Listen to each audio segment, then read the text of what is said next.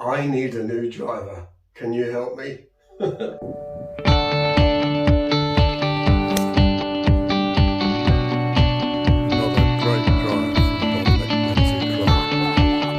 Hi, welcome to the channel. It's Dominic, and thanks for joining me on this video where I'm going to discuss which new driver I might buy, and also it'd be good to see if you could help me a little bit with that decision.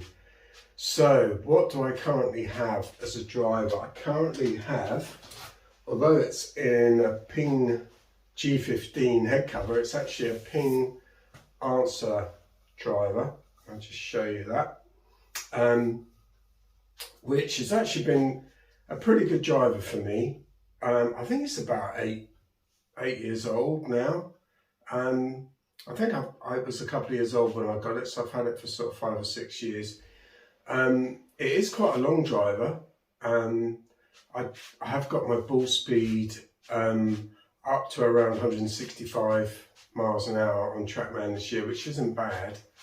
And I'd love to get it to 170 in the new season, and maybe a new driver could help me do that. The main problem for me with this driver is that it's not that forgiving on off-centre hits. I tend to lose it to the right, probably 2 out of 10 shots I lose it to the right, and often go out of bounds right with a kind of push cut.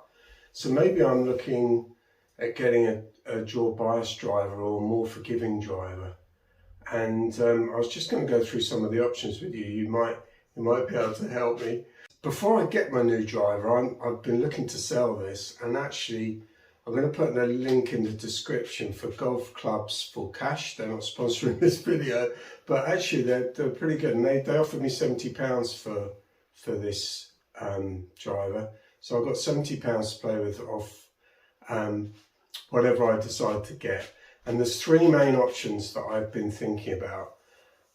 There's one that I saw today actually on American Golf's website, which is the TaylorMade M2 2017 driver. That's retailing currently for about 250. So that wouldn't cost me too much to upgrade my driver, and it does look like a nice driver. It could possibly be a little bit more forgiving than this one, and maybe even get a little bit more ball speed off the face.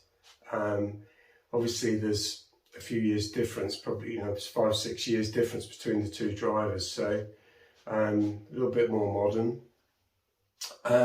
Also, I don't know if any of you follow Dan Hendrickson's channel. I've started watching that recently. It actually makes some really good content, and one of his discussions recently was on how pros are still using the M2 driver in 2021. So it's also a good bit of kit, and obviously is now outdated, so wouldn't cost me a lot from I'd have my £65 off at 250, so that would be a nice upgrade. Maybe that's what I should do. The second option that I've been thinking about is the Mizuno STX driver. That looks a really nice driver, and it retails for $350, so it's still on the affordable end of a new driver in 2021. And it's also draw biased. It's got draw bias built into it, and all of the reviews seem to say that it's quite hard to hit it right. So it would help me with that shot that I lose to the right. Also quite forgiving. And I've got Mizuno irons as well. Not that would particularly have to match those up at all. It's certainly something worth thinking about. And the final driver that I've been thinking about is, why am I playing with my shirt buttons? Finally, the last driver on my list is the TaylorMade Sim. Not the Sim 2, but the Sim. And I found that on Jam Golf website today for £330. Okay, I'll put all the links in the description in case you're looking for a new driver as well.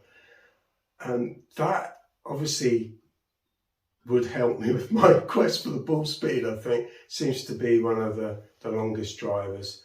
It also has some adjustability, so I could move a little bit of that weight into the heel.